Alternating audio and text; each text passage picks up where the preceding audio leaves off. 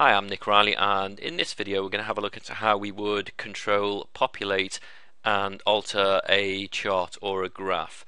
So here you can see that we have the SPY up on a daily chart.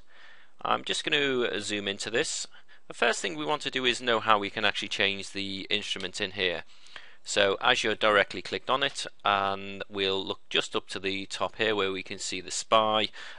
We will change this to X for XOM, and it's literally a case of typing X in and then hitting the return button, and now you can see that we've changed the actual chart itself.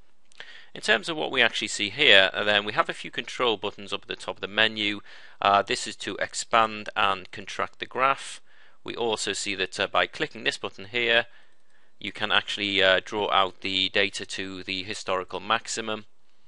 If I want to draw a line in, I would simply click on this, and you'll see that we can draw a line in, which we can then manipulate by simply clicking on it and moving up and down. Once you've found the level you want to have this line at, then you can simply click off the line and then click on the background, and that will actually set the graph line.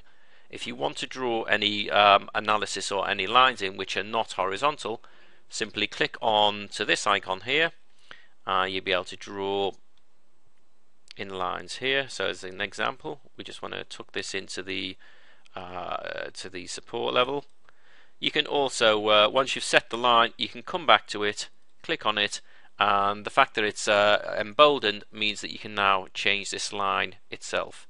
So we can now move this line around, and we can then place this anywhere else on the chart.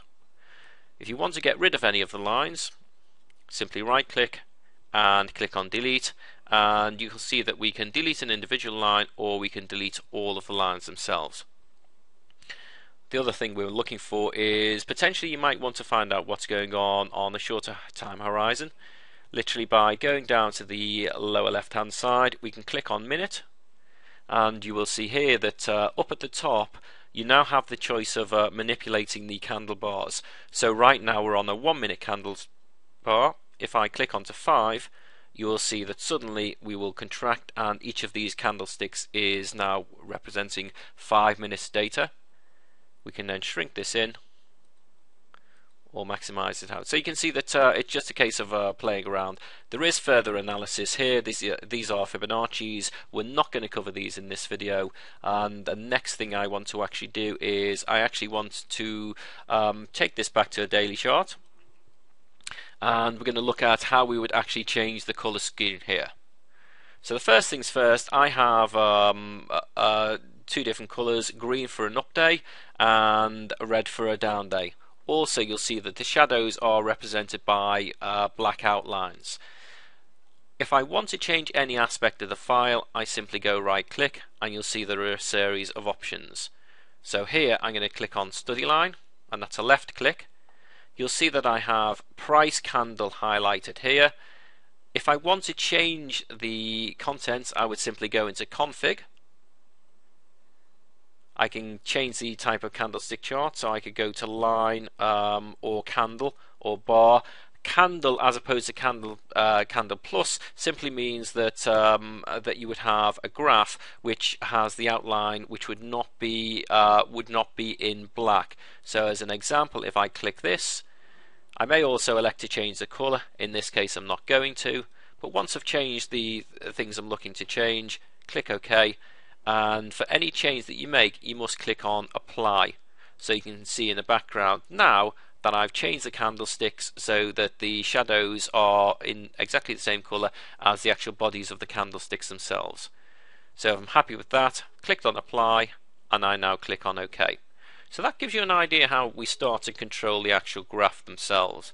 The other thing you might want to do is, if you're looking at screens all the time, you might want a background which is not necessarily white. So again, right click. If I go to setting, I want now to go to colors, and you can see that these are the background colors that I have. In this case white. I also have grid lines and label and moving average. If I click on background, let's say as an example I want black, I'll click onto black, OK.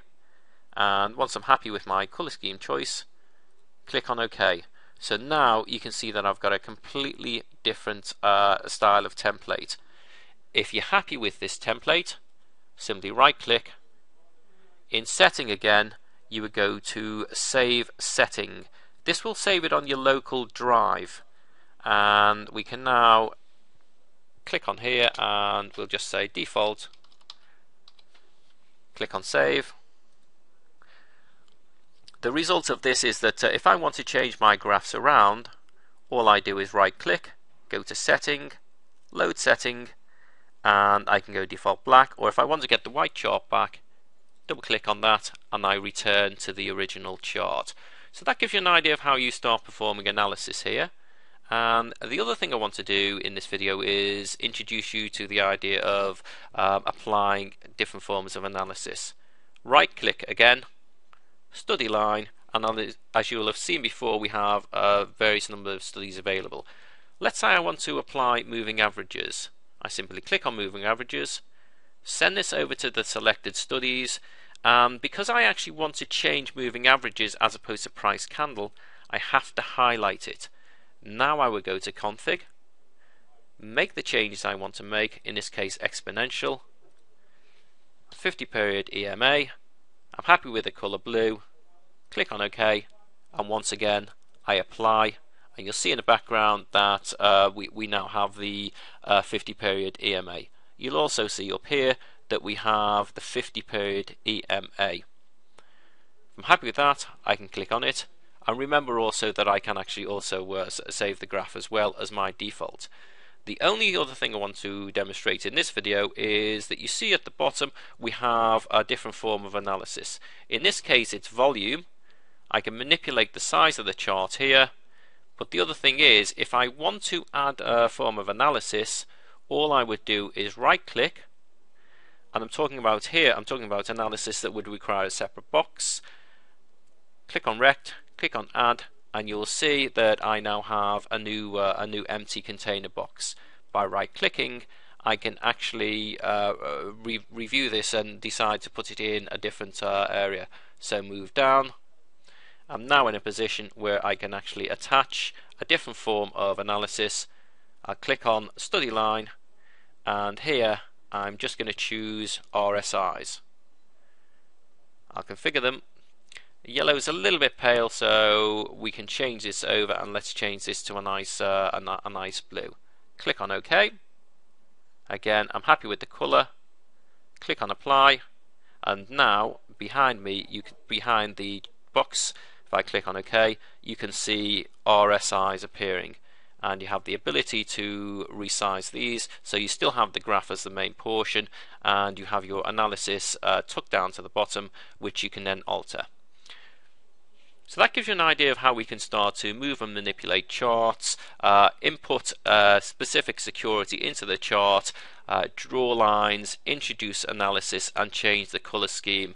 And just to top off, if we do want to keep these forms of analysis, however change the security, all we would do is, by making sure we're on the graph itself, we can type directly into the box, and you can see up in the corner SPY, and you can see I've changed this. Click enter, and we will now have exactly the same forms of analysis, but we will have this with a different security. Thank you.